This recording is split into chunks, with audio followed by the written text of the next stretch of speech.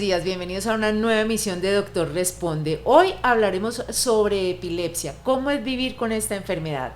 Para desarrollar este tema hemos invitado al doctor Carlos Tolosa, él es neurólogo epileptólogo de nuestra institución. Muy buenos días, doc. Buenos días, muchas gracias por la invitación a este Doctor Responde.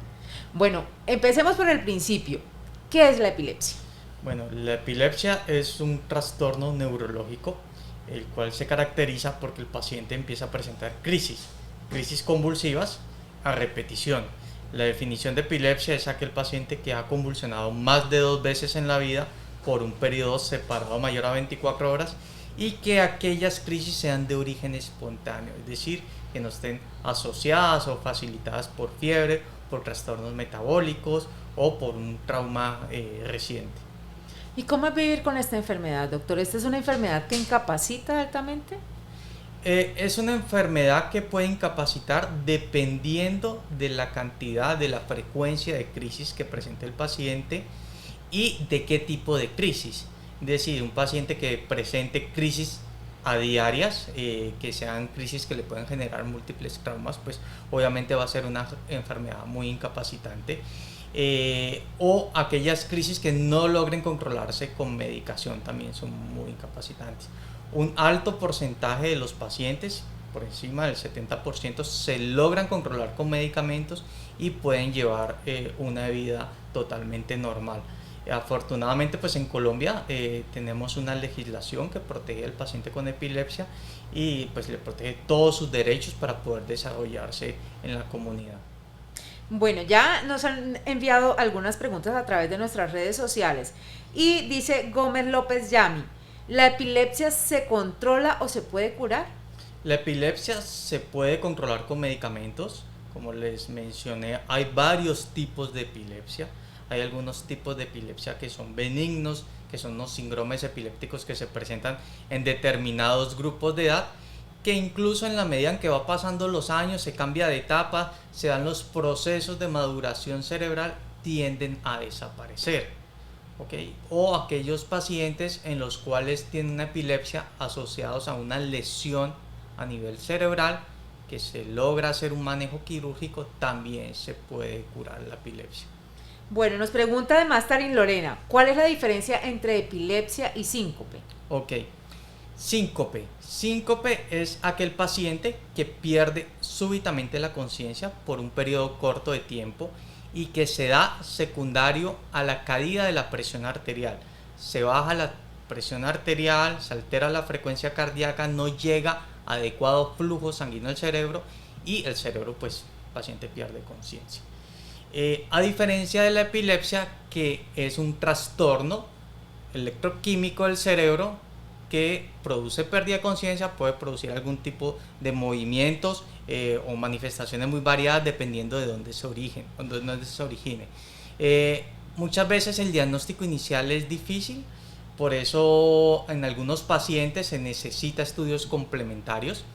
Hay algunos pacientes en los cuales el síncope es tan prolongado que hay una caída muy prolongada o muy marcada del flujo sanguíneo cerebral que incluso puede producir una pequeña descarga eléctrica, el paciente presenta algunos movimientos que simulen una convulsión y es lo que se llamaba el síncope convulsivo. Entonces, a veces es difícil la parte del diagnóstico y recurrimos pues a estudios como la electroencefalografía para buscar epilepsia o los test de mesa basculante para buscar síncope.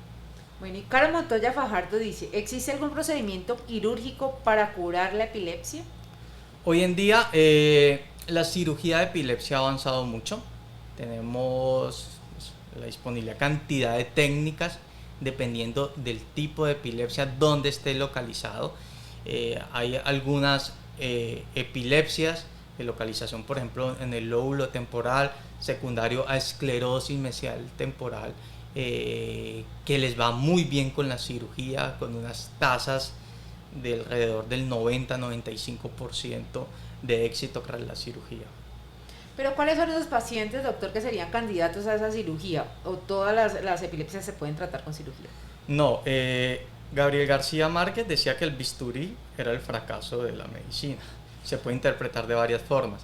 Es decir, cuando los medicamentos ya no funcionan, pues queda la opción quirúrgica. Entonces, en este tipo de pacientes son los candidatos a cirugía. Aquellos en los cuales los medicamentos ya no están funcionando. Se llaman pacientes con epilepsia refractaria o farmacoresistente. Son aquellos que están tomando 2 medicamentos a dosis plena y que aquellos medicamentos son los indicados para el tipo de epilepsia que tiene el paciente. Si no hay control, se hace estudios para tratar de identificar la zona productora de la epilepsia y se lleva a resección o retirar esa zona que produce la epilepsia.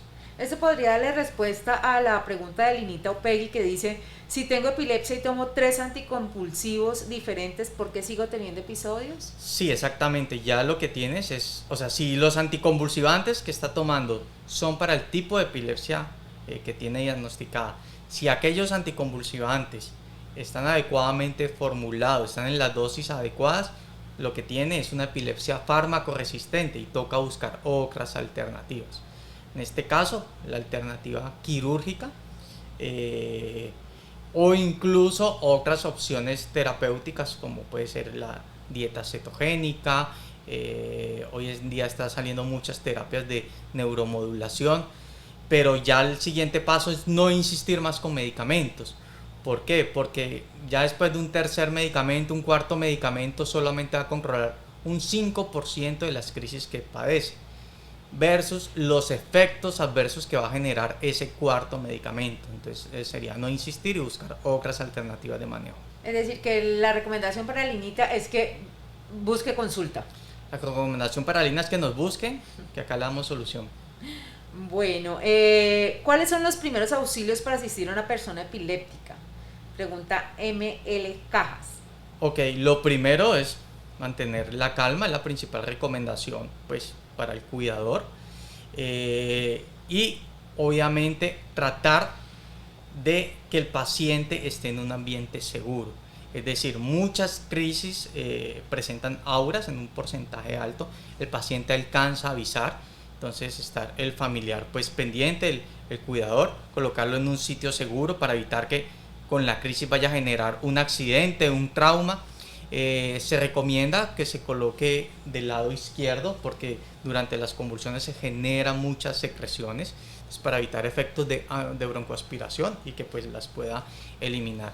Esperar, las crisis usualmente pasan solas, ellas se resuelven solas. Una crisis usualmente dura a máximo 2-3 minutos, y derribar mitos, aquellos como que el paciente se va a ahogar con la lengua. Entonces muchos familiares, acompañantes le meten los dedos a la boca que para sacarle la lengua. De la fuerza de la crisis pueden ocurrir amputaciones de los dedos del acompañante, o incluso hay cuidadores que le meten palos o bajalenguas o trapos porque para evitar que pues se vayan a tragar la lengua y terminan partiendo el bajalenguas, aspirando, el paciente termina aspirando y puede fallecer. O muchos dicen que recomiendan jalar el dedo corazón, la verdad tampoco sirve, termina en luxaciones del dedo. Entonces principalmente el mensaje es conservar la calma, evitar que el paciente vaya a tener un trauma con las cosas que están pues a su alrededor, su ambiente. Las crisis pasan solas. Si una crisis se prolonga, estoy hablando de la actividad motora, es decir, de los movimientos, por más de 5 minutos, o presenta una crisis, pasó la crisis, el paciente presenta otra segunda crisis y entre crisis y crisis no hay recuperación del estado de conciencia, llevarlo al servicio de urgencias. Nos pregunta Juliana Garner, ¿es posible identificar cuándo va a suceder una crisis? Sí, como les mencioné previamente, un porcentaje alto de pacientes presenta auras. Auras son síntomas previos a las crisis, pueden ser muy variadas. El paciente ya las reconoce, ya sabe que viene la crisis con este síntoma. Entonces muchas veces son auras abdominales, una sensación de disconfort, de malestar a nivel gástrico que sube o le aprieta aquí la garganta, hormigueos en alguna parte del cuerpo, los famosos déjà vu, que es la sensación de que esto ya lo viví, o jamais vu, que jamás lo he vivido, que jamás he estado en este entorno. Es muy variado este tipo de auras dependiendo del sitio del cerebro donde se origine la crisis. Entonces, no le sirve a los pacientes para saber que viene la crisis y saber cómo actuar. Muchas crisis también se pueden acompañar de taquicardia, de modo que hoy en día se están diseñando y hay en el mercado algunos dispositivos que logran documentar pues una taquicardia de inicio súbito que no tenga ninguna relación y le avisa al paciente o le marca pues un relojito que va a presentar las crisis, o incluso se han entrenado perros que logran identificar que viene la crisis, entonces el animalito empieza a avisar pues a los cuidadores que viene una crisis. Entonces hay muchas maneras que facilitan el que avise que va a venir una crisis convulsiva. ¿Esas crisis, doctor, siempre van acompañadas de convulsiones? No necesariamente, hay algunos pacientes en los cuales pueden presentar solamente el aura, no evoluciona pues a la convulsión. ¿Eso de qué depende? Se originó en un sitio del cerebro, se propagó, produjo la convulsión. Muchas veces se origina, no alcanza a generar una propagación adecuada al resto del cerebro para producir la actividad motora o que el paciente se desconecte, y se puede dar por los medicamentos o por las diversas cosas que tiene que hacer el paciente para controlar las crisis. Entonces, que el estar dormir adecuadamente, evitar situaciones estresantes, pero muchas pueden solamente presentar el aura y no evolucionar a la convulsión. Pregunta Libardo Antonio Pantoja a través de Facebook. Si tengo una convulsión, ¿eso significa que tengo epilepsia? Como les mencioné, la definición de epilepsia es aquel paciente que ha convulsionado más de 2 veces en la vida por un periodo separado de 24 horas. El 10% de la población tiene derecho a convulsionar una sola vez en la vida sin que nunca más vuelva a convulsionar. Eso se llama crisis única. Ahora, hay pacientes que presentan una sola crisis y ya empezamos a jugar con factores de riesgo o con las probabilidades de una segunda crisis. Entonces, presenta una crisis, la probabilidad de una segunda crisis en los próximos 2 años es de un 50%, es tirar una moneda al aire. ¿Cómo sé de qué cara me va a caer la moneda?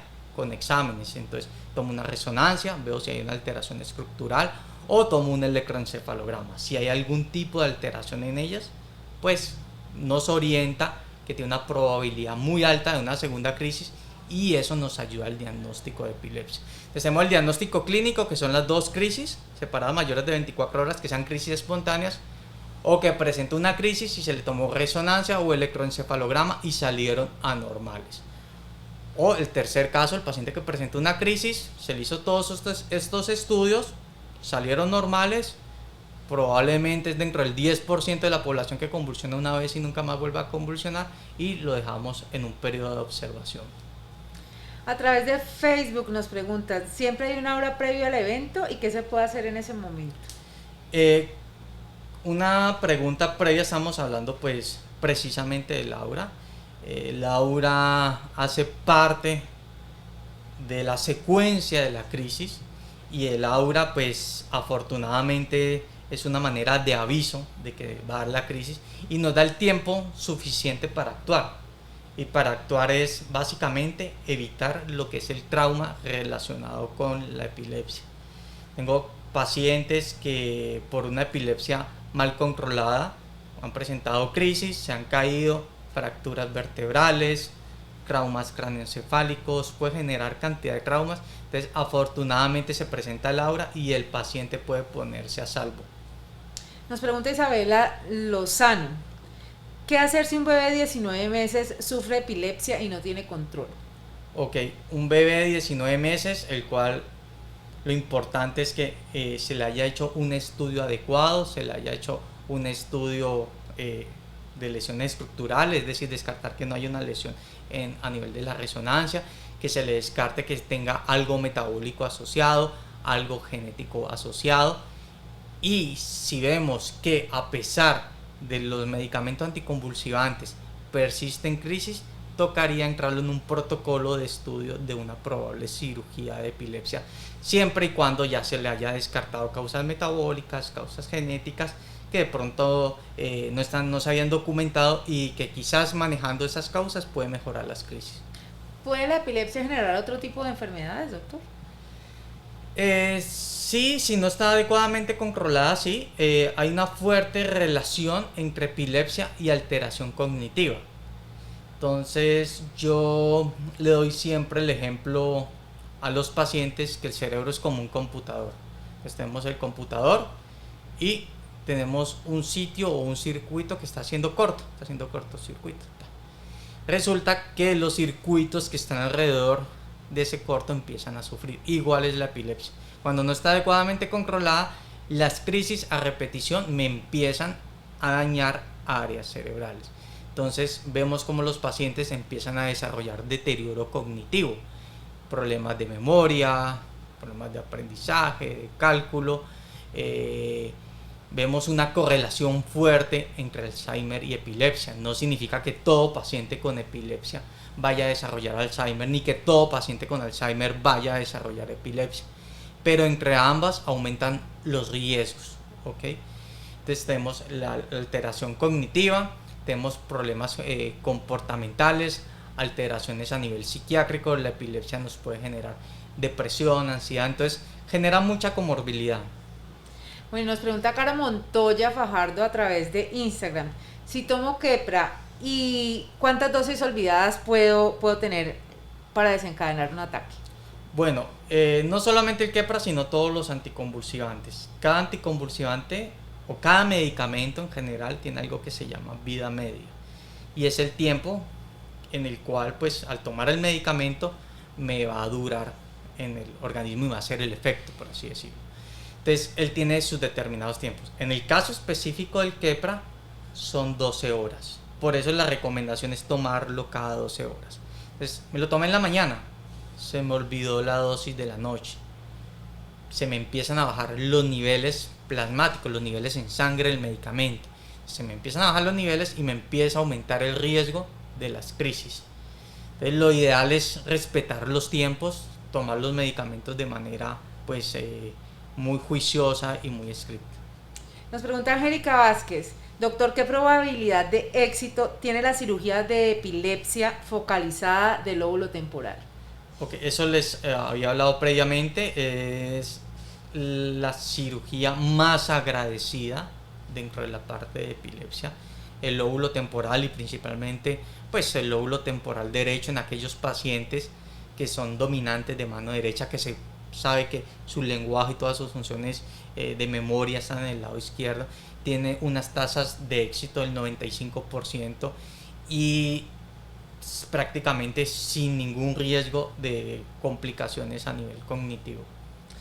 De la estancia Casada, dice, si el paciente está bien medicado, ¿llega a convulsionar en algún momento? Sí, no solamente los medicamentos, es decir, no solamente es que tengo el mejor medicamento del mundo, el más costoso, si yo no me cuido. Entonces puedo tomar el mejor medicamento que si trasnocho, pues puedo presentar crisis. Puedo tener el mejor medicamento, estar bien medicado, que si consumo licor, puedo tener crisis. Entonces no solamente la medicación, sino los hábitos saludables que debe tener pues el paciente con epilepsia y en general, porque pues el trasnocho ni el consumo de licor es un hábito saludable para nadie, ni para una persona sana. ¿Qué otras recomendaciones pueden ser útiles para un paciente con epilepsia? Para un paciente con epilepsia, útil tener en cuenta que es una enfermedad que gracias a Dios, gracias a los avances tecnológicos, tenemos manera de tratarlo, de que pueda tener una calidad de vida adecuada, que pueda desarrollar sus actividades laborales, sus actividades académicas. Lo importante es buscar pues la ayuda adecuada y pues ya empezamos nosotros en nuestro trabajo a ver si está adecuadamente medicado, si es que el paciente los medicamentos no le funcionan, necesitamos algún tipo de alternativa quirúrgica. Entonces la recomendación es no echarse para abajo, hay muchas posibilidades de tratamiento para que puedan desarrollar una vida totalmente normal. Carolina Guada pregunta, dice, me duele mucho la cabeza y mi ojo se mueve demasiado. ¿Puede ser esto un síntoma de epilepsia? Puede ser. Las manifestaciones de epilepsia son muy variadas. El cerebro maneja absolutamente todo. Entonces, dependiendo del sitio donde se inicie o se presente la zona epileptogénica de las manifestaciones. Entonces sí, puede haber pacientes que solamente presenten una actividad de un movimiento involuntario, movimientos clónicos de un ojo, y puede ser pues una epilepsia. No es lo usual, no es el síntoma usual. Tocaría entrar dentro de los estudios diagnósticos, hacer algo que se llama un videoelectroencefalograma, que es el electroencefalograma, que es la actividad eléctrica cerebral acompañado o acoplado de una cámara de video. Entonces se dan los movimientos, vemos en el video los movimientos y vemos si se produce una actividad epileptiforme, hacemos la correlación y podríamos estar claros si lo que está presentando del dolor de cabeza o asociado al movimiento es una epilepsia, ¿no? Nos pregunta Angélica Vázquez, ¿después de la cirugía se puede vivir sin medicamentos? Dependiendo de dónde, del tipo de epilepsia, primero, dependiendo si el paciente tiene alguna otra comorbilidad o enfermedad neurológica asociada, dependiendo la zona en la cual se intervino. Entonces me remito, por ejemplo, al caso del lóbulo temporal, que son las epilepsias o las cirugías de epilepsia que mejor le va, las más agradecidas. A los pacientes por protocolo se le deja con la medicación que venía tomando previa a la cirugía por un periodo de 2 años. Posterior a ello empezamos a hacer un descenso lento, paulatino, acompañado de registros electroencefalográficos, y un porcentaje alto se les logra retirar el medicamento. Hay algunos pacientes que no, entonces dicen, bueno, ¿y la cirugía para qué? Pues la cirugía, la diferencia es que antes con medicamentos presentaba crisis diaria, y ahora cirugía y con medicamentos no convulsiona. Entonces son muchas variables que toca tener en cuenta, pero como les menciono, hay un porcentaje de pacientes importantes en los cuales es posible retirar los medicamentos y obviamente obviar los efectos adversos que pueden generar estos medicamentos. Carlos con 64 nos cuenta que fue diagnosticado de epilepsia a los 8 años y que tuvo un tratamiento, y pregunta si debe hacerse un control o un seguimiento. Ok, no sé cuántos años tiene, no menciona en la pregunta la edad, no dice pero como la epilepsia tiene diferentes tipos, hay algunos tipos de epilepsia, como la epilepsia rolándica benigna a la infancia, que usualmente puede ocurrir en ese grupo de edad, a los 8 años, y son epilepsias benignas que a través del tiempo van desapareciendo. Entonces, con los procesos de maduración cerebral, los procesos de conectividad tienden a desaparecer.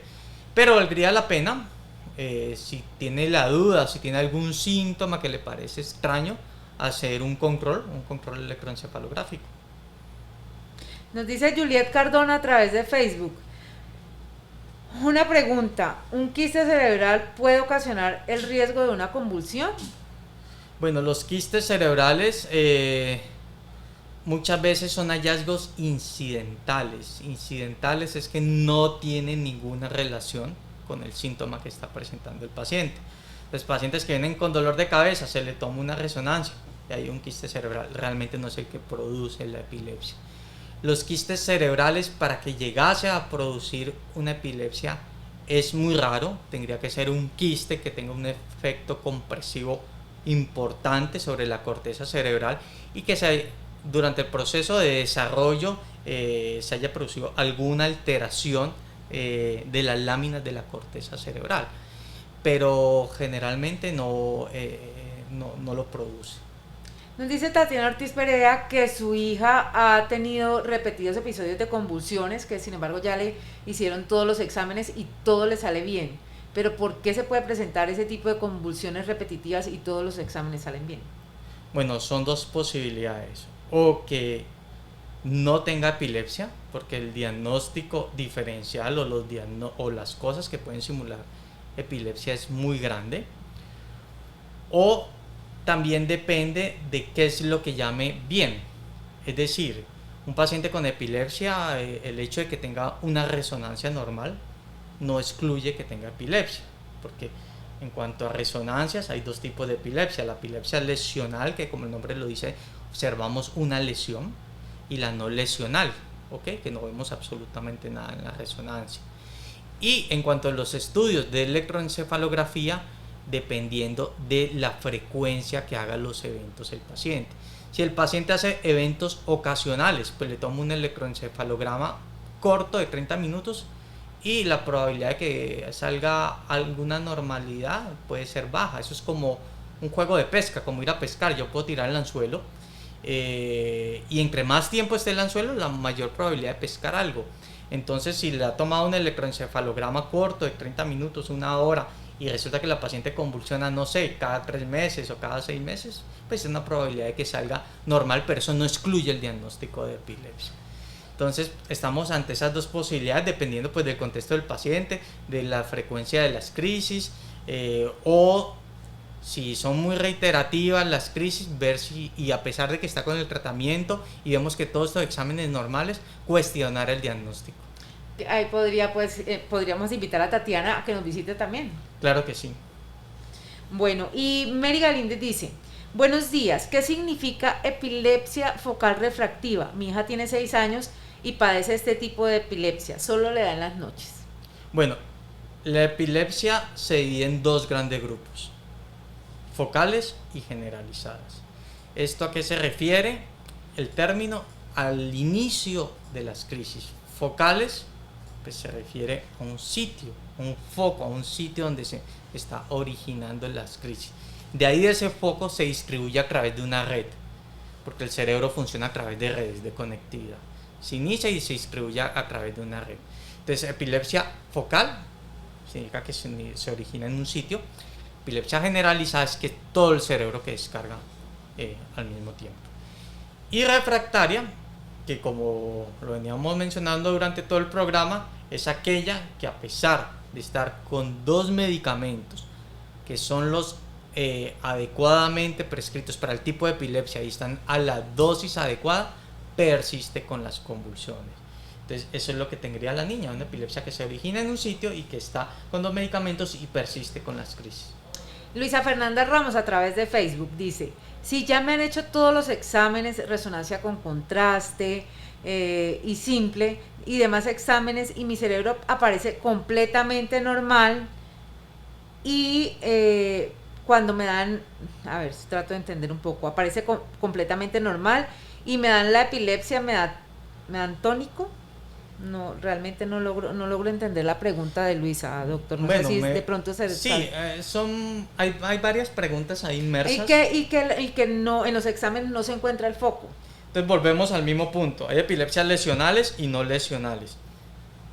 Pero ella tiene una epilepsia que se llama una epilepsia no lesional, que es aquella que, con las resonancias que tenemos hoy en día, de la resolución que tenemos hoy en día, no se logra identificar una lesión estructural. Pero vuelvo al punto, no excluye que tenga epilepsia, ¿ok?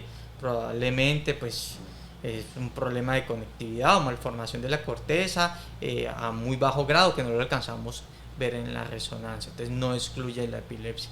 Y lo otro que pregunta o hace referencias que tiene crisis tónicas, si no sé, creo que es lo que le entiendo. Sí, que dice: y cuando me dan las epilepsias me dan tónico. Ok, y tónicas, pues es la semiología, es decir, la presentación clínica que tiene el paciente. Hay diferentes tipos de crisis. Tónica es aquel paciente que hace una postura de rigidez. Entonces son las famosas crisis tónicas. Las clónicas, que son los movimientos. Tónico-clónicas, que es la que estamos acostumbrados a ver, que el paciente hace una fase tónica y después empieza a moverse. Entonces la descripción es muy variable. Tónicas, que pierde el tono. Hay crisis que solamente son de desconexión, el paciente está aquí, se queda callado, desconectado. Entonces hace referencia a eso. El término es a la manera como se le está manifestando la epilepsia. Bueno, doctor, hablábamos, me preguntan también por acá, ¿la epilepsia puede comenzar en cualquier momento? Sí, epilepsia le puede dar a cualquier persona en cualquier momento de la vida. Tiene 2 picos de presentación, en lo que es las primeras décadas de la vida en los niños y en los adultos mayores. En las primeras décadas de la vida, asociados a pues problemas genéticos, asociados a hipoxia perinatal, alteraciones del parto, en los países de bajo ingreso es muy frecuente esto, asociado al tercer parto, o infecciones que se producen durante el proceso del embarazo. Y ya en los adultos mayores, muy relacionados con que empiezan también a aparecer tumores cerebrales, que empiezan a aparecer el ACV o los fenómenos de trombosis cerebral que genera una cicatriz, y pues se empieza a ver más en ese grupo de antes. Le puede aparecer a cualquier persona en cualquier momento de la vida, pero los grandes picos son las primeras y últimas décadas de la vida. Bueno, doctor, ¿qué decirle a esas personas que padecen de epilepsia?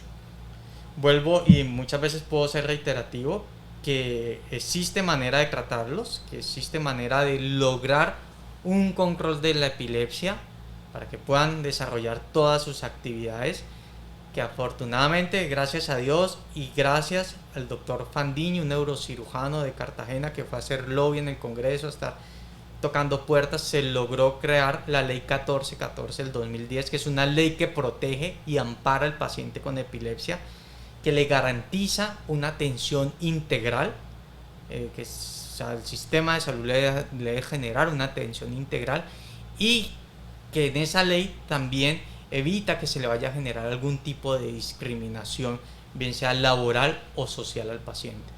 Entonces es buscar la ayuda apropiada, si no está controlada las crisis, pues obviamente para lograr el control y que el paciente pueda reintegrarse a todas sus actividades.